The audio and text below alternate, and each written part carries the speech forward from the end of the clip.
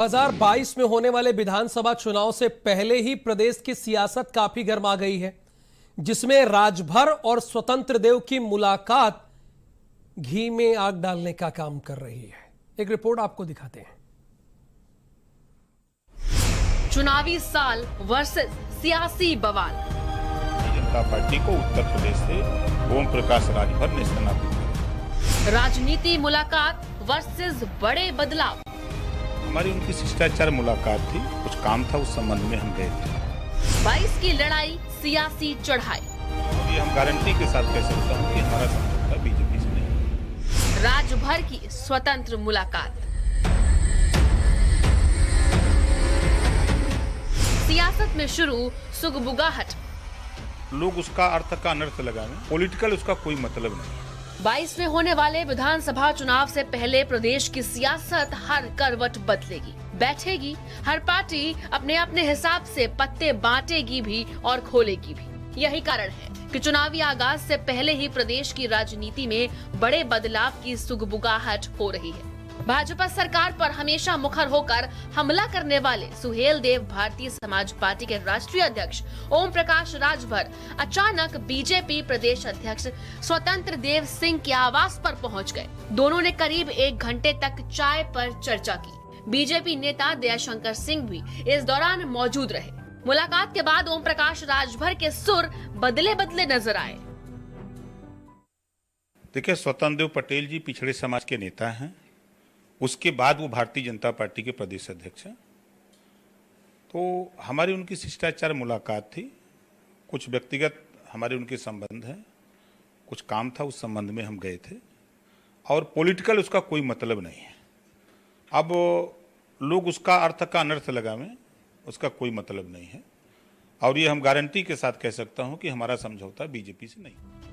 हालांकि वो यही नहीं रुके, अपनी बात रखते हुए कहा कि राजनीति में कौन कौन क्या कर रहा है, इसका था समय समय पर लेते रहना चाहिए। दो बड़े नेता व्यक्तिगत मुलाकात भी कर सकते हैं। जब ममता बनर्जी और सोनिया गांधी मिल सकती हैं या मायावती और अखिलेश मिल सकते हैं, तो राजनीति में कुछ भी संभव है।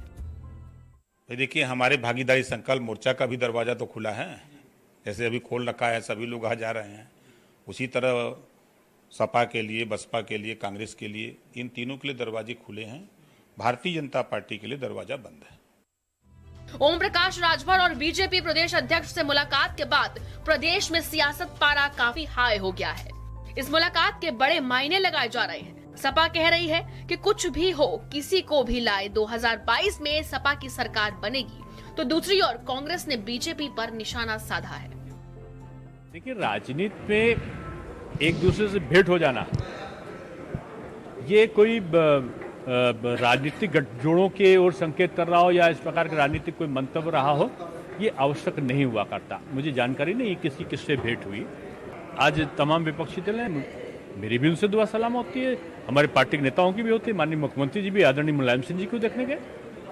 तो ये राजनीतिक कोई अछूत थोड़ी होता है। देखिए, मैं समझता हूं कि ये उनका और उनके आपस के बीच का क्या मामला है, ये तो वही दोनों लोग आपसे मिलने के बाद स्पष्ट कर सकेंगे। लेकिन बड़ा स्पष्ट है कि भारतीय जनता पार्टी में जाना और उनके लोगों से बात करना कहीं ना कहीं ओम प्रकाश जी के लिए एक खुदकुशी साबित होगी। उत्तर प्रदेश की भारतीय जनता पार्टी को इस बात का एहसास हो गया है कि अब 2022 में बाईसाइकिल की सरकार आ रही है, इसलिए वो इधर उधर भटक रही है, इससे उससे मिल रही है।